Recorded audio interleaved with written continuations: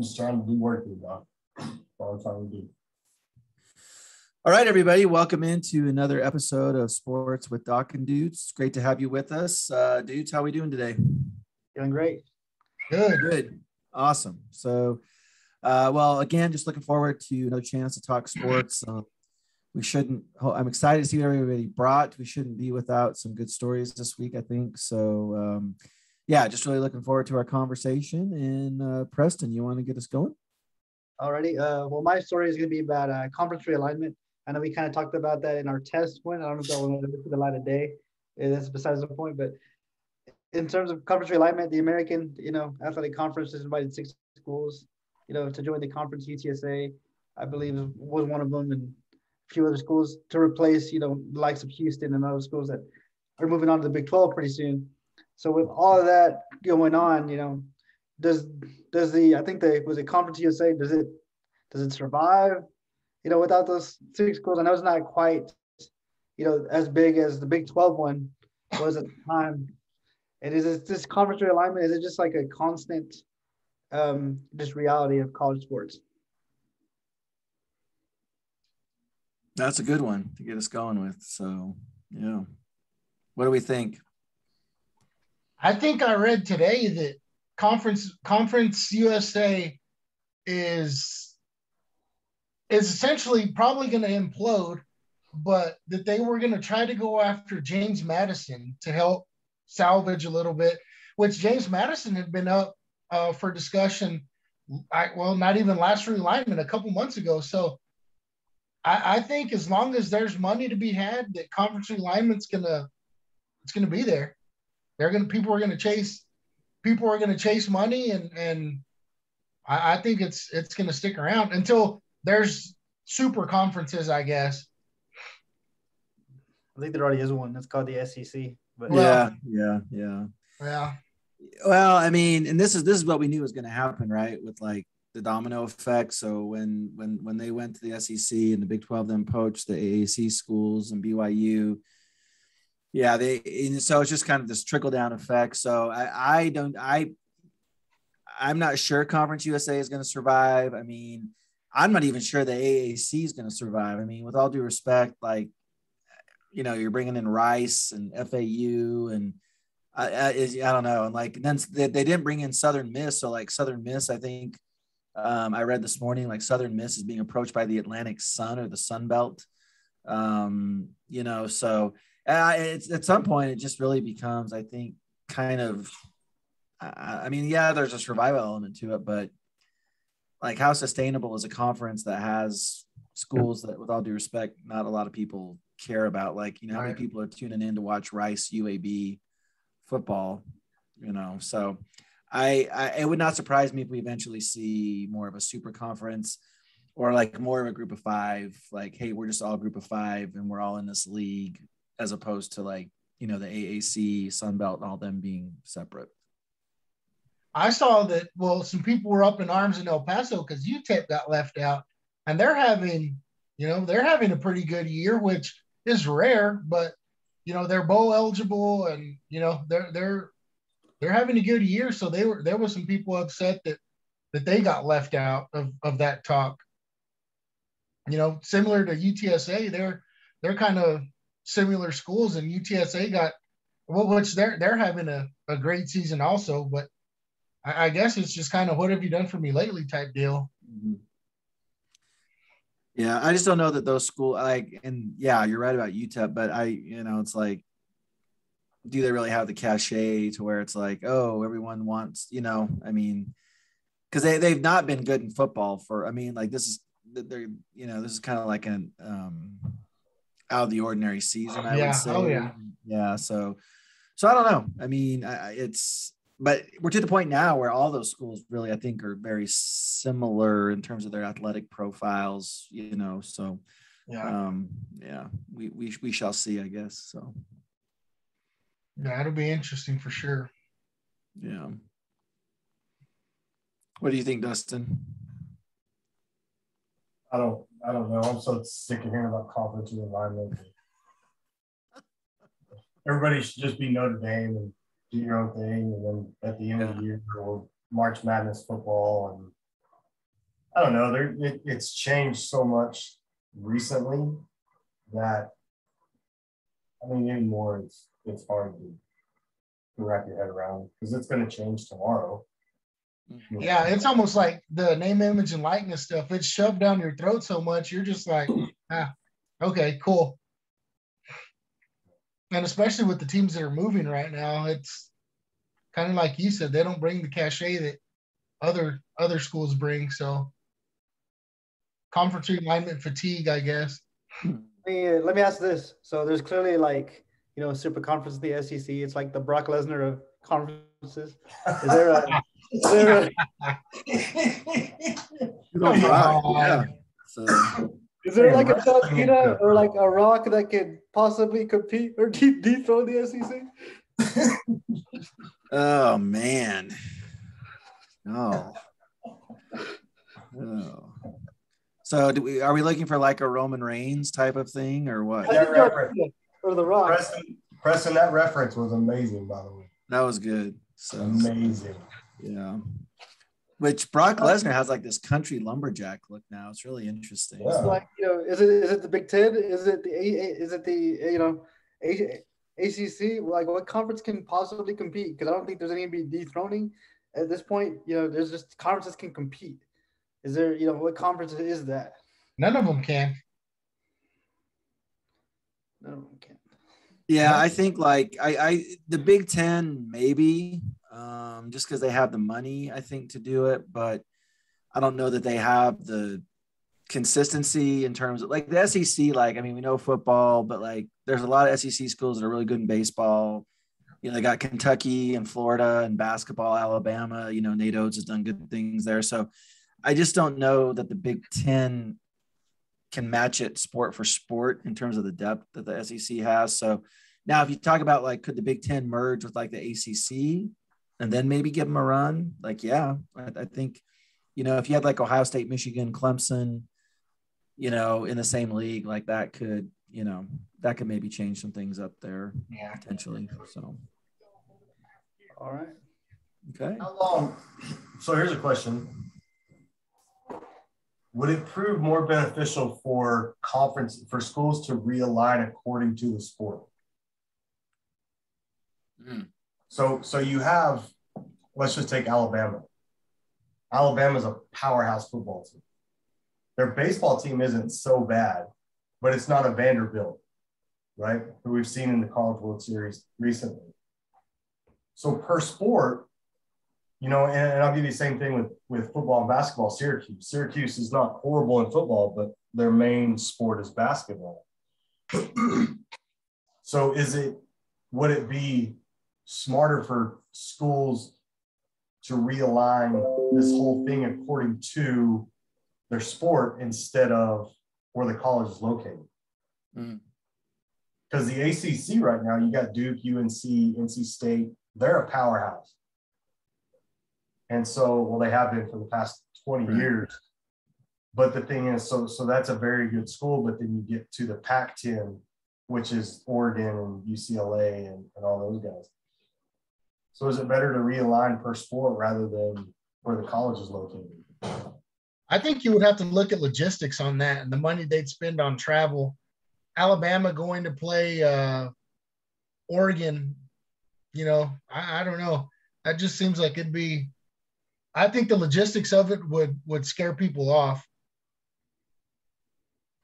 Yeah, I don't know. I think it just depends. Like, I mean, I think it'd be cool, like from a football standpoint, if you just said like, and that's what the Big East, I think, tried to do with basketball. It was like, because none of those schools really had like, they really weren't football schools or they didn't have football. So they were just kind of all in the Big East for basketball. And then they may have been like in the Horizon or something else for football. But I think it could, because I think those schools would pony up. I mean, like, and plus, like, if you were saying like these are your matchups, like Alabama, Oregon, Clemson, Oklahoma, Michigan's going to play Texas. Like, I mean, that would, you could really bring in a lot of money, I think, that way. So I think it would make sense there. But then I think it would also make sense for other sports. The conference, it would be more geography based. So like So Alabama would be like, okay, we're in the SEC for football, but then, maybe our golf programs in this other conference with schools in the South, I don't know. Yeah. I think, like I said, logistics is the only question, but boosters, they find money in all places, so they'd be $2 million. So I know, and so let me ask a quick question too. Like, I know we're all kind of tired of it, but like, do you think fans are tired of it? Like, do you think fans even care, like, what conference their school is in, or like, is it just kind of like it doesn't really affect us? It's not relevant. So yeah, they don't care as long as they show up on Saturdays, or whatever day it is to play whoever it is. So yeah, I think conference pride is a thing of the past. Yeah. So hold on, wait. Let's think about that for a minute, right? So we're all with Texas Tech. We go to Texas Tech, teach at Texas Tech. So now we're losing Texas and Oklahoma, right? Right. We're gaining Cincinnati, who's number 2 right now, ranked number 2. Mm-hmm. So are we worried about how much losing Texas and Oklahoma is? We're gaining one good school, Cincinnati, which doesn't have the history of Texas and Oklahoma of being that good, and we're gaining Houston and BYU and things like that. So are we worried about? I think BYU's top 10 in football right now, top 15 at least. Right, but then you go more towards like basketball. So you're looking at it from a perspective of, well, we're kind of, and no disrespect to those schools, but we're losing recruiting talent, like Texas and Oklahoma pool. So is that going to make our conference weaker? Yeah, that's a good question. Especially when it comes to the bowl championship series.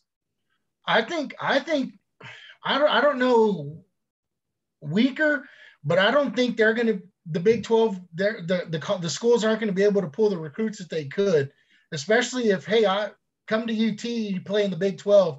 Well, now it's, hey, come to UT, you're going to get to go to the SEC and play Alabama and play Auburn. So I think some of the kids that were on the fence are going to go to UT because they're in the SEC now. Mm-hmm. If that makes sense. I don't know if that makes sense, but I think that's how we're going to lose, or not me, but the schools, the Big 12 schools will lose out on kids that way. I mean, the Big 12 has always been like the, ugly stepsister of, Power 5 for some reason. Yeah. I mean, it's not 2008 whenever, we had Nebraska, Mizzou, all those schools. It's not today. So, our conference is already weak. It's just going to become weaker. And I wouldn't be surprised if within the next 10 years, the Big 12 is a thing of the past. Just sad to say.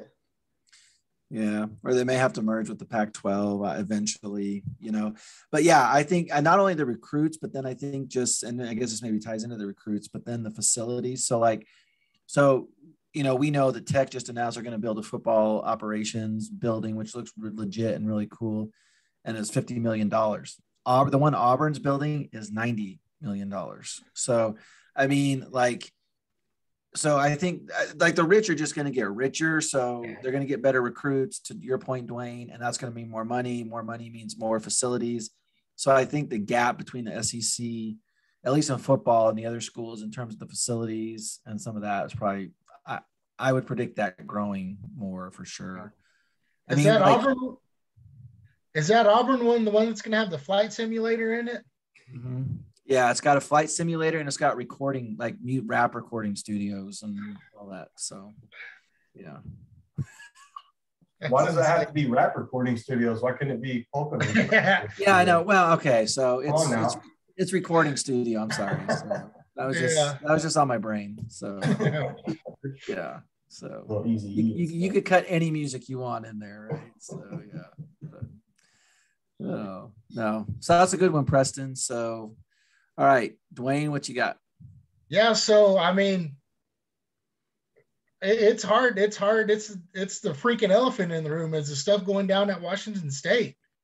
I mean, again, I hate to get political. Don't like the politics. Don't like any of that stuff.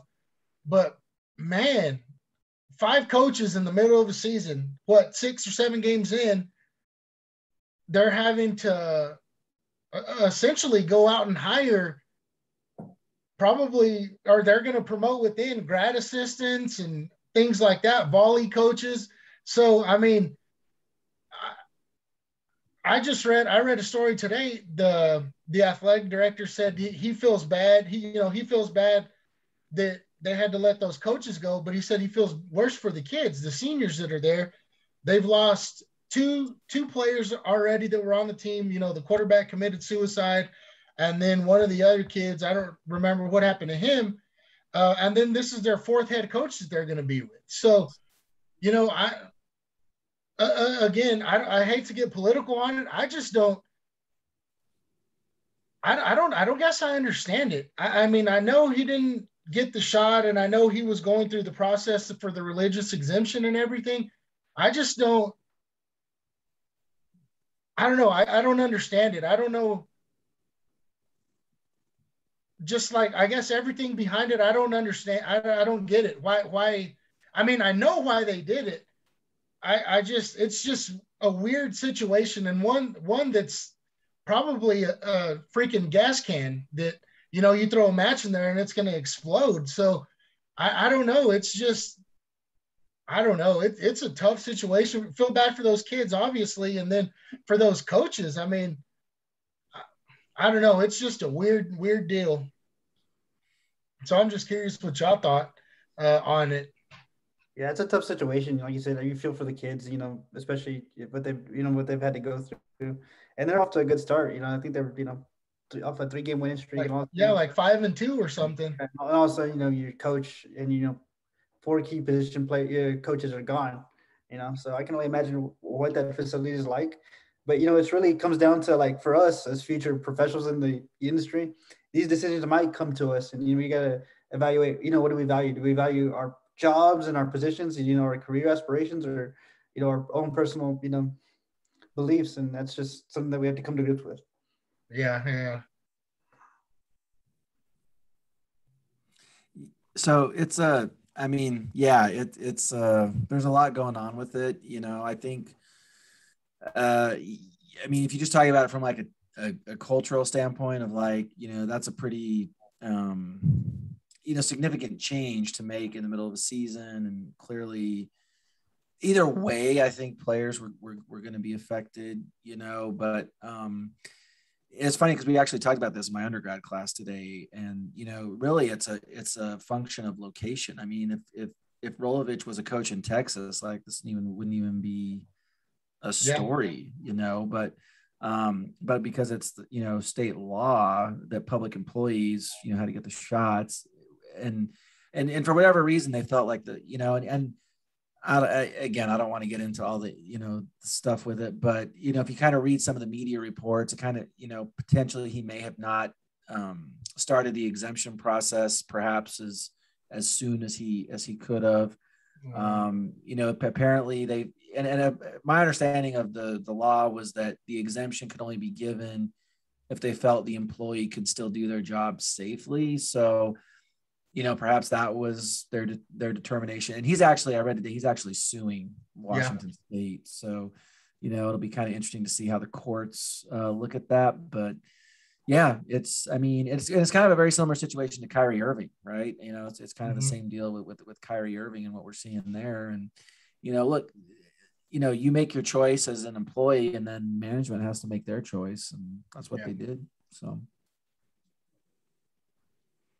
yeah, and I know he skipped out on Pac-12 media day because they were requiring that you have the vaccine if you were going to be in person. He ended up zooming in on it, or did it through Zoom. So, I mean, his mind was made up, whenever they do the media day, in June or July. So, he knew his mind was made up. So I don't know. Timing, I guess, is what's weird, and I don't know, tough. Yeah. Go ahead, Dustin. I don't know. I guess I'm not. And I wish this is one of the things I wish I would have known when we were talking about it, because I have like other questions as far as, so when COVID first happened, we had the mask and the 6 feet apart. Okay, well, as a football coach, it's not it's not basketball. You know, you're not in close proximity all the time.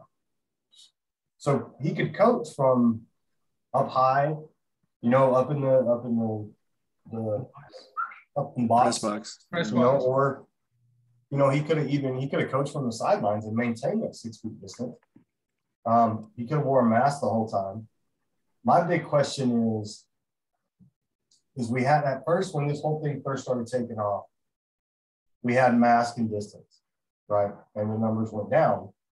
And then we had then we went to the vaccine, and numbers are still continuous what they are. They haven't really went down. I don't know, man. I'm with you, Preston. I don't want to speak to it because I don't know a lot about it. I just think that there could have been other things that appealed to this, because do you really think if, let's say, Nick Saban would have just got hired on at Washington State, would the same thing have happened with Nick Saban? Yeah, well, I'll tell you, it's interesting. One of the questions the students asked today was, what if Mike Leach was still there? Yeah, it's the curse of Mike Leach anyway. Yeah. But see, you know, and you talk about masks. Every picture I've seen of him on the sideline this season, he's got the mask on. You know, he's masked up. And I know last football season, you know, even at the middle school, they wanted us, the coaches had to wear masks at all time, coaching or not, you were having to wear a mask. If you were outside, you had to have it on. So it was a pain. And I can't, and the kids, the rule was if the kids were playing, they didn't have to have a mask or a gaiter on, but if they were on the sideline, they had to have the mask or the gaiter. Well, that's a pain in the butt, having to babysit. You're already having to babysit anyway. Mm-hmm. And then you're having to babysit them if they have their masks on or not. So, I mean, I just, you know, it was tough. And I don't know. There's a lot of, kind of like Dustin said, there's some stuff that could have, that probably could have been done to limit the interaction and like the intimateness or the closeness, I guess, instead of him getting fired, maybe. But yeah, so like Dustin, your question and comments are interesting because like I just default to like employment law and like the EEOC and like accommodations, and so like, and I don't know, we'll see how the case plays out. I don't know if they'll just settle or, you know, whatever, but I could see an argument being made for giving him the exemption, and then can we make a reasonable accommodation such as coaching, you know, from those areas. And then it's interesting, and you know, granted they had to give the Monday was the deadline, so you know, whenever the governor made the mandate, you know, they have to give people time to comply and all that, but it does kind of make you wonder. So like if he was able to be around the team, like, you know, just because it was October 18th, like, does anything change? You know what I'm saying? I guess that's what I'm trying to say is like, he was around the team before this. He can't be around the team because of that date, you know? So it's a hard one because there's a lot of public policy questions and, you know, legal questions that I think are still going to be sorted out. But yeah, I think it's fair to say they could have potentially looked at some accommodations, you know, for sure there. But yeah, if they would have made those accommodations, of course, they would have had to make them all throughout, you know, the public works system in Washington. And I don't necessarily think you're going to do that for one person. However, I'm on the same page. You just brought up that great point, Doc, about how he was with the football team this whole time. Yeah. But now all of a sudden, October 18th, now he's like super contagious because it's October 18th, or I mean, what are you kind of getting at? But I think it's this whole thing's a big mess, and I don't see it getting fixed anytime soon. Yeah. On any level. So I think it's just going to keep being an adapting. Yeah, it's just going to create. It's just really interesting to see how the sports leagues and the teams are responding. So, like with Kyrie, so like that's a New York City, you know, policy. So, you know, that affects him because he lives there and plays there. But like Jonathan Isaac, who plays on the Magic, is not vaccinated. At least last time I checked. So, So when the Magic come to play at Madison Square Garden, like Jonathan Isaac can play there even though he's not vaccinated, but Kyrie Irving can't play because he's not vaccinated. I don't know. It's just there's just a lot of things. Is it because Jonathan Isaac's not a resident of New York? That's my understanding. New Jersey? That's my. I mean, I probably should double check that, but that is my understanding that it doesn't have efficacy to the visiting teams, but I'm not sure. So, and then it's just interesting because like it's by, that's just New York City. So like another athlete who's been pretty prominent for not getting the shots is Cole Beasley on the Bills. Yeah. So, it's like Cole Beasley is able to play in Buffalo, but Kyrie, I don't know. There's just a lot of, as you said, Dustin, there's just a lot of moving parts to it. So. And my question is like, okay, let's say if he's still gone, he's made his stance. Rolovich has made his stance about the vaccine pretty clear early on, even before this mandate was in effect. Mm-hmm. Like you said, he skipped out on Big 12 or not Big 12, but Pac-12 media days because he didn't want to get it. If that's the case, it's going to be an issue, over the course of the season. I know it's not, the best situation to fire a coach or let a coach go. Like, but why let him run through the season and then all of a sudden, we have to fire you in the middle of the season or, get rid of you. Yeah. If he's going to stand firm, get him before the season starts and, let somebody else hop in there for, I guess. Yeah. And another thing I think that probably plays a role here is the PR aspect of it. So, like Rolovich is the highest paid public employee in the state of Washington. And so I know the governor, as well as the Washington state president, had made comments that, basically he's the highest paid government employee in the state. And, if other government employees have kind of gone along with it, you know what I mean? So I think there's that kind of aspect or dimension to it as well that, he's and the highest paid public employee. I know I had read a couple weeks ago, speaking to the highest paid state employee, that some professors on campus at Washington State were raising hell because he wasn't going to get it. And he was still making the $3 million and, they got it and they, so I don't know if like you said, the PR, but yeah. So maybe the pressure of it, I don't know. It's just it's going to be drawn out for a while. Well, yeah, I mean, because if they don't settle, it's probably not even going to get heard till 2023 would be my guess. So, wow. I mean, well, because and I say that because Marlene Stallings and Tech, like they're still going back and forth. And the last article I read said the hearings for their case was going to be in September of 2022. So so far past, so yeah, it's going to be interesting to see the legal outcome, I think, of that case. And if there's a case with Kyrie, I don't know if there's going to be, but if there were to be one, that will kind of set the precedent, I think, for, what some of these other leagues and teams decide to do. So, but yeah, that was a good one. It's a tough one. It is. It's a tough one. There's not a lot of easy answers to those kind of things. So, a lot of levels and a lot of layers to it. So that was a good one. All right, Dustin, what do you got? Zion Williamson. So I don't know if you guys have heard, Zion Williamson broke his foot in the offseason doing some training. He didn't let the Pelicans know. He plays for the New Orleans Pelicans. So he's in his junior year of his he's in the third year of the NBA. He had off-season surgery. He didn't tell the Pelicans until a week before media day. Right? So he didn't have the communication with him. Williamson's been seen around weighing north of 300 pounds this offseason. Zion Williamson's a big guy. Okay, you got to think 300 pounds. So Jake Fisher of Bleacher Report, he had this to say in his column. He said, there's a strong belief in league circles that the Pelicans were unaware of the procedure until Williamson reported to New Orleans ahead of media. Although one team source contacted BR maintained the Pelicans and Williamson were aligned on the injuries time. Okay. He's since reached north of 300 pounds this offseason, fueling concerns among New Orleans staffers similar to the months leading up to his rookie debut.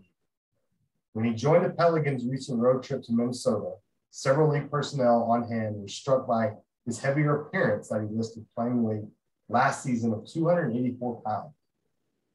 I know Zion at 280, and he was not 280, said one observer. So my question to you guys is, we all know Zion Williamson jumps out the gym, right? So there's two questions to this. One, as an NBA player, as a professional player, is it your job to notify the team that you play for that you're having an elective surgery, that you're having surgery, A? And B, is it fair for the team that you play for to be worried about how much you weigh if you still perform? Kind of where should the line be drawn per player and per team? Where can they say, hey, this is what you need to do, this is what you need to be at? Because 2 years ago, Zeke Elliott came into Dallas. He was overweight. And that was right at the start of his 6-game suspension, and the Dallas Cowboys were worried about him, seeing sluggish and stuff like that. So my question as an owner, where do you think you should draw that line per your players as far as to their personal elective surgeries and how big they are? In terms of like elective surgeries, I think it is the player's job to inform the team, because that's how they make their money. The team depends on them, whether it's a small procedure or a big procedure, there's still going to be a timetable in terms of recovery and stuff like that.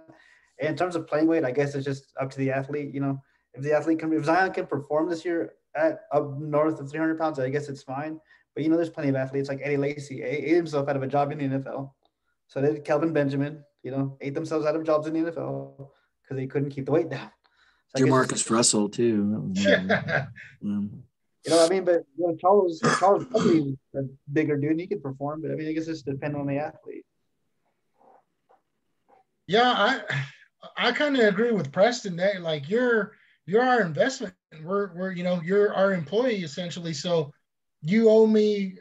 An elective surgery, if it's like you're having eye surgery or LASIK or something like that, that's an elective surgery. So something like that, probably not that big of a deal. But what did you say? He broke his leg or broke his foot? I broke his foot. Yeah, so something like that, that's probably gonna be affected by the 40 extra pounds that you're carrying around, having to rehab and doing all that. So yeah, I think you do owe your team a little bit. Still it's up to you, but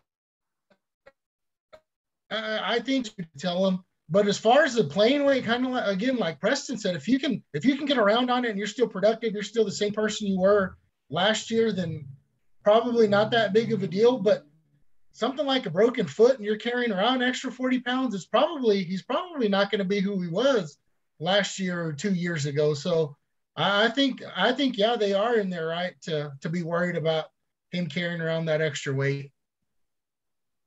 Yeah, I would tend to agree with you both. Like, I think, just given the nature of the job, so I think they do have an obligation to disclose elective surgeries. Now, if you're a coach or support staff, then, I don't know that is as relevant, but, and then, yeah, I think the weight thing, I think you have to take that on a case by case basis. Maybe give him a chance to see if he performs, but then if he doesn't, you have a conversation about it, or you give him, hey, all right, we'll cut you some slack this season, but then if it's not fixed for next season, then, we might have a problem or something like that. But, and another name that kind of came to mind with this issue is Greg Oden. So I remember when Greg Oden was with the Trailblazers, it was either his ACL or he had tore something. But anyway, he was supposed to be rehabbing, and he went to a 24-hour fitness and was playing pickup basketball. And somebody reported, this is in the days of message boards. So somebody put that on a Trailblazers message board, and the team found out about it, and they were pissed because he's supposed to be rehabbing from this knee injury, and here he is playing pickup ball just with dudes at the local gym. So, I think just given the investment that they have in the players, I think they can have a say in this is what we think is the right weight for you or so. And they're so sophisticated now with all the resources they have, so I don't know. That's just my 2 cents on it. But okay, let me throw this in there. So Zion Williamson came into the NBA weighing 272. There was only one player that was bigger than him. Wingspan and weight. And that was what's his name? A big old dude that plays for the Mavericks. I'm gonna forget his name. But anyway, Zion comes in. There's only one guy that's bigger than him in the entirety of the NBA. Right? Comes in as a 19-year-old kid. As we all know and can protest, the older you get, the bigger you're going to get. Your metabolism shuts down and goes backwards. It's a scientific fact, right? So we already know he's a big kid. So now let's say this. Let's say that, let's just use you, Doc, because you work for tech like I do. So you come into tech, and when you first started 2 years ago, I think that's when you started. I'm not really sure. Anyway, when you started, Texas Tech came down and said, hey, you can only weigh this much. That wouldn't fly in a normal job setting, would it? Right, absolutely. Mm-hmm. So what gives management, Preston, you're going to be a GM. Okay. What gives you the right to tell a baseball player or a football player, you can't weigh more than this? Well, because it could, like you said, the nature of the job is performance, athletic performance. Extra weight could hinder your athletic performance. And like you said, sure, as the older you get, the wider we get. And it's also dependent, is that extra weight? Is it muscle? Is it fat? What's your body comp? What's your body fat? It's all dependent on that. Now, if he's throwing up 40 extra pounds, if he comes, weighing 30 extra pounds, but it's, majority of it's muscle, I think I'm fine with it. But if it's fat because he's eating soul food all day and snagging on chips and ordering Uber Eats, that's different.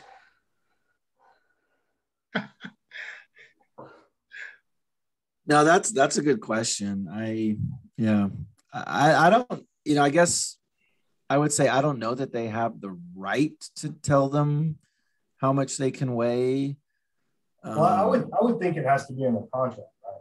Like there has to be a clause in there. That's what I was gonna say. You go, then you start talking about contracts, and you demand like Arian Foster, and we were in that law class we're in. He wanted a personal chef 4 days out of the week or something. So if we're providing you that personal chef, then damn, we want you to at least eat healthy food, not, McDonald's, So I think then it goes into contract stuff, and that's a good point. Normal employers aren't going to tell you, hey, you can weigh only, 200 pounds if you want this job. So you need to lose 200 of it. So, that's a good point, and it makes you think a little bit. Well, I know the Seahawks put that in Eddie Lacy's contract whenever he was with them for a brief stint, that he could, I think it was weekly weight checks, and he could only weigh, I think it was 220 at the time, and he obviously fell off the wagon there, but just being an athlete and being a normal, corporate or business setting, it's different. If you weigh 200 pounds, it's not going to affect your ability to, put in numbers in the Excel spreadsheet or whatever. But weighing, a little overweight, in football, basketball, that could affect it, So I guess it's just the nature of the job is really what it comes down to. Yeah, I think, as long as there's like an agreed upon, there's a way of handling it, I think. And then there's other ways that maybe aren't as effective, so yeah. But no, let me ask you this, just to follow up. Do you guys think Zion's a bust? I don't think he's a bust. I think he just hates playing for New Orleans, and you can see it. Okay. Yeah, they did say in this article, Brett, you just brought that up. It did say that if the Pelicans didn't know about Williamson's surgery until media, that is a massive and distressing communication breakdown. It already sounded like some people close to Williamson don't want him building a stronger connection with the franchise. For this part, Williamson says he loves New Orleans, but questions continue to swirl around nearly every aspect of his career. So I think Oh man, we also got to keep in mind this is a 20-year-old kid, 21-year-old kid, and he was like LeBron James when LeBron James came, just a dynamic, just once in a lifetime type player. Yeah. To where it looks at it now, and it's he's got people telling him what he should do, and that's the biggest problem I have with like the NIL deal is these are kids still. I don't know one person that thinks something they did at 18 is not ridiculous when they're 30. I'll tell you right now, like drinking all night, there's no way I could drink all weekend like I used to do when I was in undergrad school. There's no way. I would die. Sure. Literally, I would die. But Zion could do like Ben Simmons and just drag butt around at practice and get kicked out. Yeah. See, I don't follow basketball, but I thought that was. I mean, I don't know anything about the guy. I don't know. I know Doc Rivers obviously, and that's just crazy, man. That got suspended for the very first game and the same thing. They said he didn't want to be playing for wherever he plays for. So yeah, that video going around to him in practice is fun. Is a funny thing to. Oh, there's a video of it. Yeah, he's like so disinterested. Like, yeah, it's well. Then I just read today, like he went to the facility today and then said he had back problems, so he left the facility today. So yeah, it's there's a lot of drama going on with that. I know I've kicked a few kids out of practice. I wish I could have suspended them for a game, but yeah, I've kicked a few kids out. Yeah, for the same reason.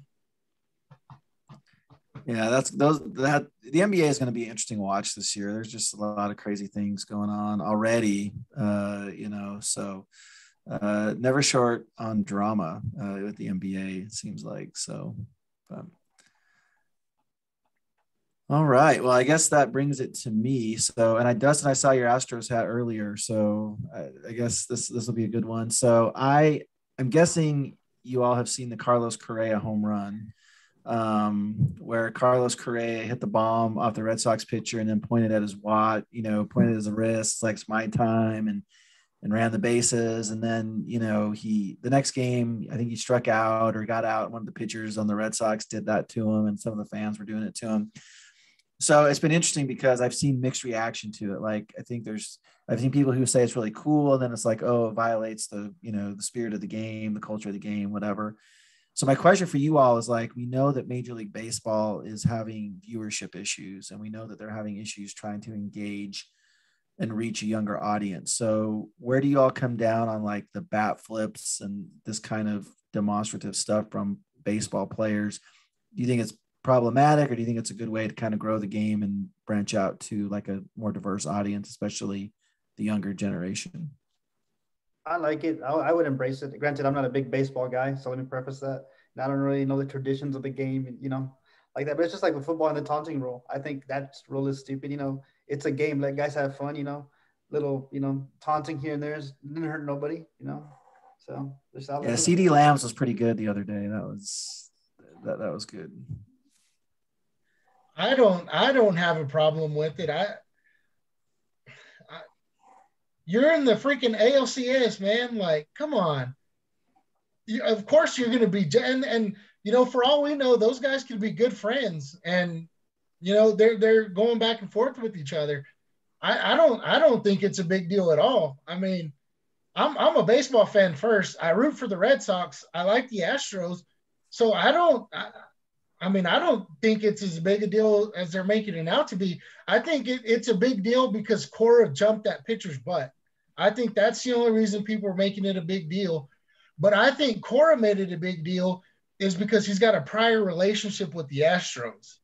So he's got that personal relationship. So I think that's why it kind of got under his skin a little bit. So I love it. I love that stuff. Like, if you don't want it to happen, don't freaking throw that pitch. Don't leave that slider hanging. Don't leave that curveball hanging, whatever it was. Don't leave it hanging. Make a better pitch. So, I mean, to me, it's not a big deal. I don't see any problem with it. Like Preston said, it's a game, man. Let them have fun.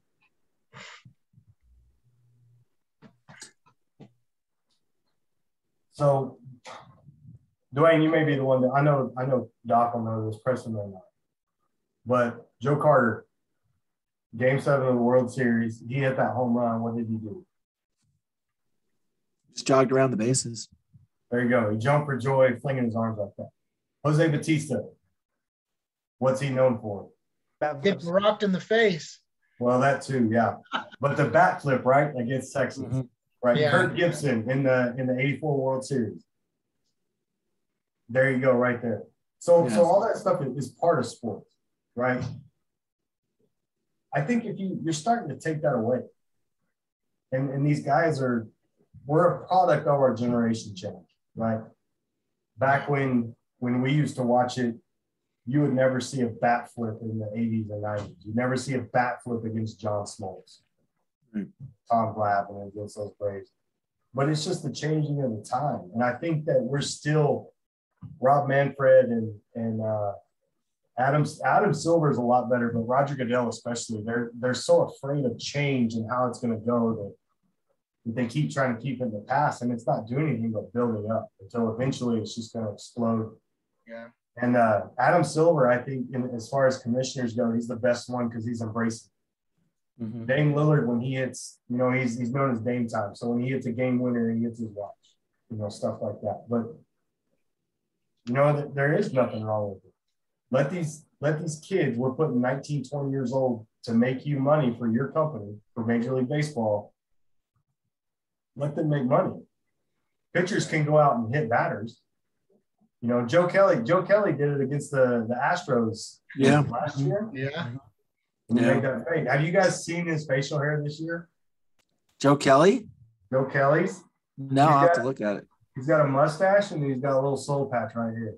Nice. Yeah. It's the funniest. It's the best Pirates of the Caribbean I've seen in a long time. Nice. But still, I mean, it's just part of the sport. It keeps the fans involved because what are we going to do watching golf? Yeah. Golf is that time. So yeah. Just, I think it makes sense. And it was interesting. And I think the whole Red Sox Astros connection kind of made it a bigger story than it was. Cause when Bellinger hit that home run the other night to give the Dodgers to tie the game, and then the Dodgers eventually won, he walked around the bases doing this, and nobody said anything about Bellinger, really. So it wasn't as big of a deal. So yeah, I tend to agree that it's good for the game and it's going to help them evolve. And it's playoff baseball. You got to embrace that moment. And so I think it's a good thing. So with the Braves taking a 3-1 lead now in the NLCS, right?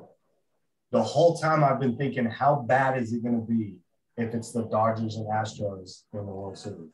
But the Braves have been up the past couple of years 3-1, and they ended up getting beat. Yeah. But still, just so put that aside. You have the Dodgers and the Astros. Yeah. How volatile and like I said, are those games going to be? And I said, man, I cheer for the Red Sox, but man, I think they're done. I think they're done. Yeah, the Dodgers Astros would have been so good, and we still may get it. So I guess I shouldn't say that quite definitively, but that would have been an awesome World Series matchup with just the history there, and especially when they play in LA. Yeah. Oh yeah.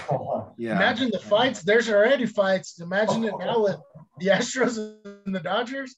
I know. Plus, I guarantee you, we talked about Joe Kelly, but Joe Kelly would throw at somebody. I guarantee. Oh yeah.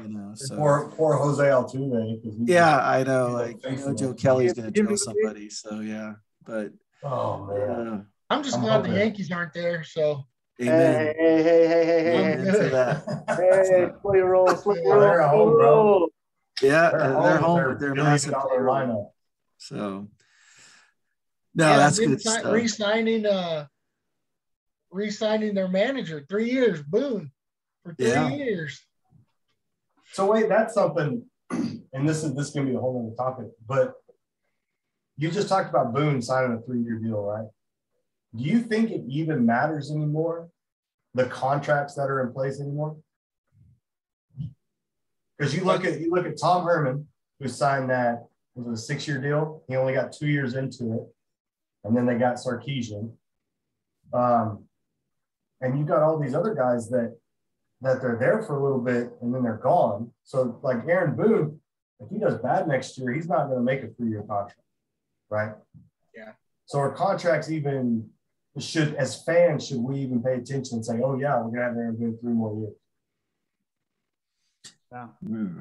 I don't know that we should pay attention to them other than just for interest. Like, I mean, so like it gives the person some security. So like, even if the Yankees do bad next year, then Aaron Boone's going to walk away with a nice buyout. Right. So, and in fact, that makes me think of like, they're not going to fire him, but Jimbo Fisher just re-upped. He got a new contract, and his buyout, if Texas A&M fires him before December 1st, is $95 million. Like Orgeron. And Orgeron's getting 17 million. Yeah. So that could be a whole nother topic too. That'd be a fun all the stuff coming to light with him. So I don't know. They're already trying to link Jimbo Fisher to LSU. Yeah, I know. Yeah. Him and James Franklin from Penn State. Yeah. So that's going to be a real interesting hire to watch for sure. But yeah, I it's more just leverage from them. I don't know if it's, I don't know. I don't think they mean what they used to answer your question. I think I kind of like you said, I think it's just stability. If I'm the Cowboys, for instance, if I'm a diehard Cowboys fan and they only re-sign their coach for a year, then, typical Cowboy fan, you're going to go straight to Facebook and start talking crap. But I guess just kind of like a stability, showing that, we got faith in this guy. That's why we hired him. So, we're going to give him 5 years or 3 years or whatever it is. Because, really the years don't matter. I mean, if we want a new coach, we're going to get a new coach. So, I don't think it matters. I'm with y'all. I mean, contracts are nice in writing, and they do provide some stability, but they don't mean what they used to. If your performance is really bad, they'll buy you out. You're gone. They'll bring somebody else in. And Dwayne, if you're a Cowboys fan, you should know the coach doesn't matter. It's Coach Jones. I'm not a Cowboys fan. That's right. So, yeah. Mike McCarthy's head coach in name only. This is a guy who makes what's his name? Jalen Smith, a captain on Sunday, and he's cut on Tuesday. So that tells you he has no idea what's going on inside that building. Yeah. So, yeah. Oh. But no, it is. I really love looking at. I just think the contracts are so fascinating, especially when you look at the buyouts, and the perks and like the private airtime and the suites and the tickets and the country club memberships. Like that's where I think they get really, really interesting. So, but yeah. So, all right. Hey, anything else for anybody? That was a good session today. You guys ready? Hold on. We're going to do an even order real quick. Oh, yeah, that's right. Okay, sorry. Would you rather win the World Series or a Super Bowl? Super Bowl. World Series. Yeah, I'm going to say World Series, yeah. What do you got? Skee-Ball championship. Skee-Ball. That's awesome. So, Professional Skee-Ball League. All right, I got one. Last one. I was going to do it last week, and I completely forgot. So what would you rather be? An NBA sixth man, a bullpen catcher, or on the practice squad for the NFL? I think a sixth man for the NBA for me. Yeah, I would say sixth man too, just because you're going to see action, whereas the others you're not going to see action. So six man for me. So my knees couldn't take bullpen catching. So I don't think my body could take any of them. So I'll just be a kicker on a practice squad. Yeah, I'm going for the bullpen catcher guy. I mean, still make a lot of money. Not what a six man's going to make, because I looked it up last week, and a six man's still making over $1 million. So, and the bullpen catcher's only making, I say only, he's making like 80. So, I mean, but yeah. Practice. Yeah, those guys on the practice squad don't make much either. So. Yeah, and I looked it up last week sometime, and I can't remember what the practice squad was, but it's still, pretty good money. I don't know why your question makes me think of this, but like the best sixth man that I've ever remember watching was Vinnie Johnson for the Pistons in the late 1980s. They called him the microwave because he would come in off the bench. So those bad boy teams, those bad boy Pistons teams in the late 80s, Vinny Microwave Johnson, who's a legit 6'9". So, yeah. All right. Anything else? All right. Well, thanks everybody for listening to another episode of Sports with Doc and Dudes, and we will catch you on the other side.